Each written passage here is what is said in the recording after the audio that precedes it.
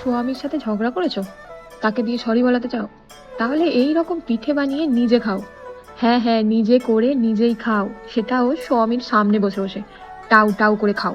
দেখবে তার জিভে জল এসে যাবে আর খাওয়ার লোভে সরি বলেই ফেলবে।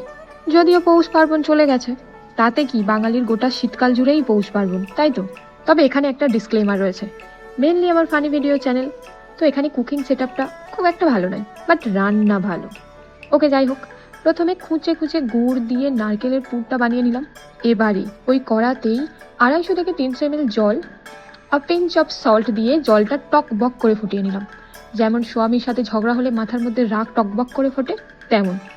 এই মুহূর্তে জলে ওই 300 গ্রাম মতো চালের গুঁড়ো দিয়ে দিলাম। একটু জলের সাথে মিশিয়ে নিয়ে ঠান্ডা করতে দিতে হবে, কিন্তু রাগকে ঠান্ডা হতে দিও না।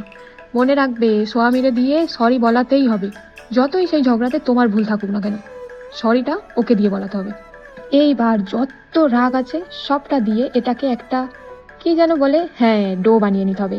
থাবড়ে থাবড়ে মেরে ধরে এটাকে দিয়ে একটা ডো বানিয়ে নিতে হবে। এখানে থামলে হবে না, এখান থেকে আবার ছোট্ট ছোট্ট বল বানিয়ে নাও।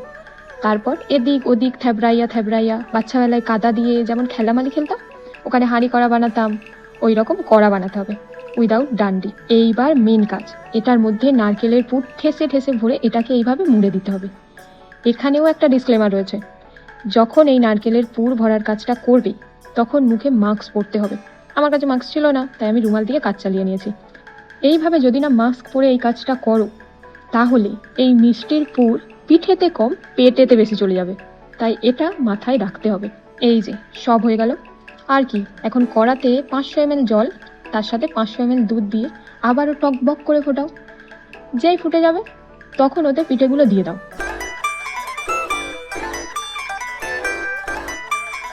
10 থেকে 15 মিনিট পর দুধে কিছুটা চিনি বা গুড় দিয়ে দাও। এখানে আমি দুটোই দিয়েছি। ও হ্যাঁ, একটু লবণ, না, পিঞ্চ অফ সল্ট দিয়ে দিলাম। 5 মিনিট পর রেডি হয়ে গেল দুধ পুলি।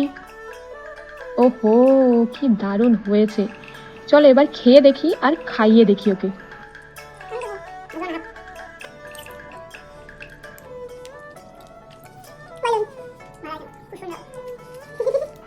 শুনলে তো, ভালো হয়েছে বললো না? তাহলে আর কি, তোমরাও বানিয়ে ফেলো। এখন সবাই ভিডিওতে কি যেন বলে, হ্যাঁ, কে কোন জায়গা দিয়ে আমার ভিডিওটা দেখছো কমেন্টে জানিও, ওই আর কি ধন্যবাদ জানাবো। আর হ্যাঁ, ফলো করে নিও আরো ফানি ফানি ভিডিও দেখার জন্য। সবাইকে টাটা।